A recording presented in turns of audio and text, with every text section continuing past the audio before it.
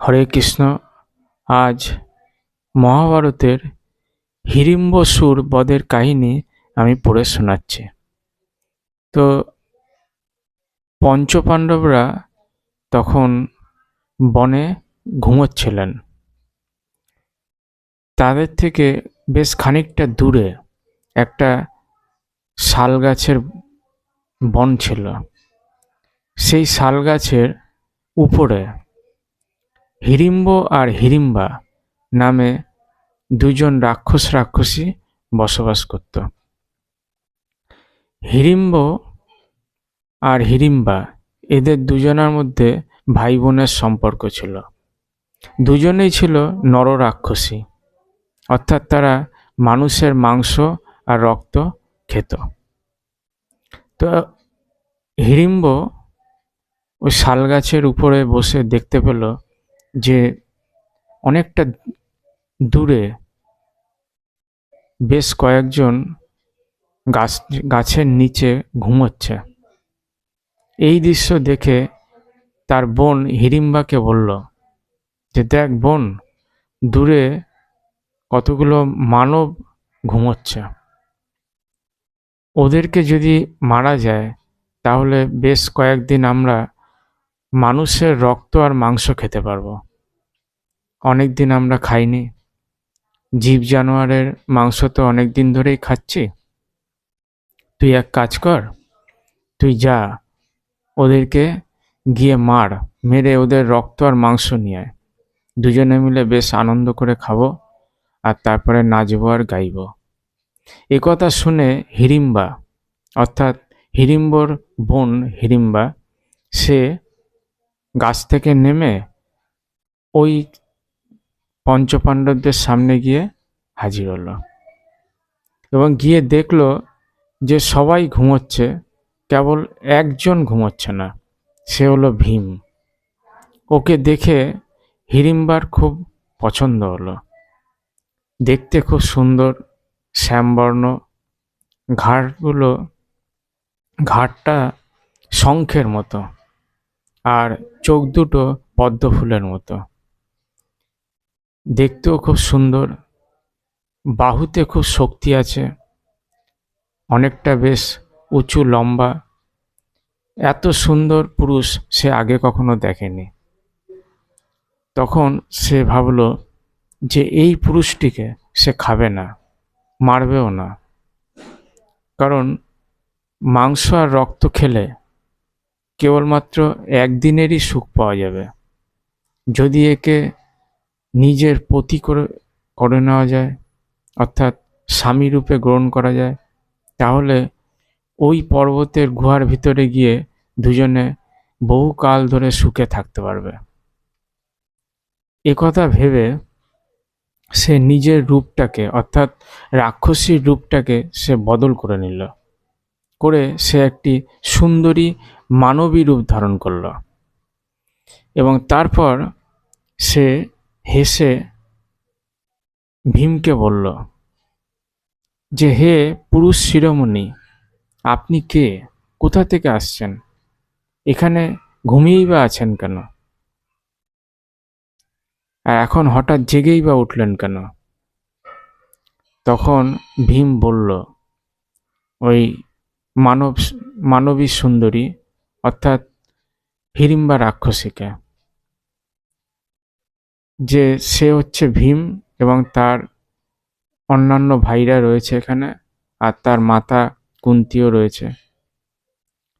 একথা শোনার পর হিড়িম্বা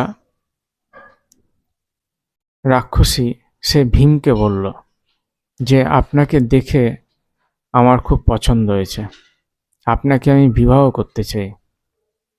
আর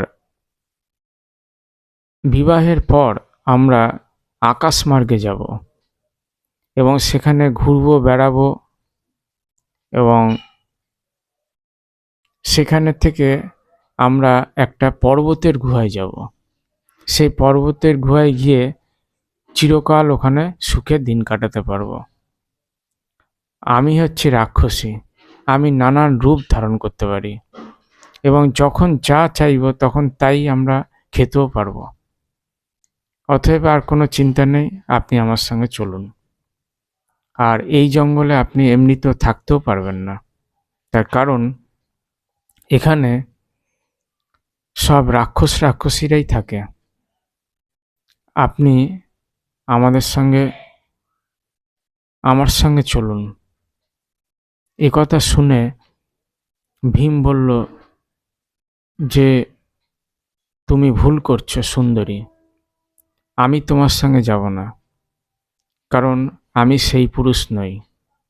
এখানে আমার ভাইরা এবং আমার মাতা কুন্তী ঘুমোচ্ছে, আমি তাদেরকে ফেলে রেখে কামক্রিয়া করার জন্য তোমার সঙ্গে চলে যাব, আমি সেই পুরুষ নই। এইসব বাক্যান্তর ভীম আর হিড়িম্বা রাক্ষসীর মধ্যে চলতে লাগলো।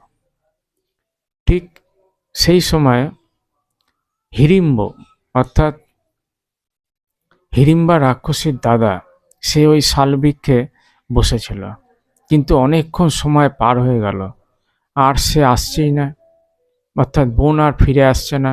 রক্ত মাংস নিয়ে আসবার কথা ছিল মানুষের, কিন্তু ফিরে আসছে না। তখন সে কি করলো না, নিজেই ওই গন্তব্যস্থলে গিয়ে পৌঁছালো। গিয়ে যা দৃশ্য দেখলো তা দেখে সে হতবাক হয়ে গেল যে সে কি দেখছে, যে তার বোন মানবী সুন্দরী রূপ ধারণ করেছে এবং ওই সুপুরুষটিকে সে বিবাহ করতে চায়। না না, এরকমটা সে কখনোই ভাবেনি। এই দৃশ্য দেখে হিড়িম্ব রাক্ষসের মনে রাগ হয়ে গেল এবং তার বোনকে মারতে গেল। তখন ভীম বাধা দিল, বলল, তুমি মেয়ে মানুষের গায়ে হাত দেবে না, তাহলে কিন্তু তোমার সঙ্গে আমার লড়াই যুদ্ধ বেঁধে যাবে। হিড়িম্ব তো রাক্ষস, আর সে তো আর শুনবে না ভীমের কথা, তাই ভীমের সঙ্গে লড়াই যুদ্ধ বেঁধে গেল। ঠিক এই লড়াই যুদ্ধ চলতে চলতে এ ওকে গাছ ছুঁড়ে মারছে, এ ওকে পাথর ছুঁড়ে মারছে আর জোরে চিৎকার করে উঠছে। এই চিৎকার ধ্বনি শুনে কুন্তী মাতার ঘুম ভেঙে গেল এবং কুন্তী দেখলো সামনেই একজন সুন্দরী দাঁড়িয়ে আছে। তাকে তখন জিজ্ঞাসা করলো, তুমি কে? তখন হিড়িম্বা নিজের পরিচয় দিল এবং বলল যে তার পুত্র অর্থাৎ ভীম, তাকে সে বিবাহ করতে চায়। ঠিক এমত অবস্থায় পঞ্চপাণ্ডবদেরও ঘুম ভেঙে গেল। পঞ্চপাণ্ডবদের মধ্যে অর্জুন ভীমের সঙ্গে হিড়িম্ব রাক্ষসের যুদ্ধ দেখে সে ভীমকে বলল যে, ভীম ভাই দাঁড়াও, তোমাকে যুদ্ধ করতে হবে না, আমি ওকে বধ করে দিচ্ছি, তুমি বরং নকুল আর সহদেবকে ওদের কাছে যাও, গিয়ে বসো।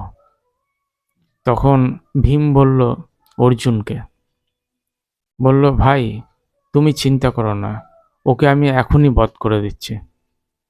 এই বলতে বলতে ভীম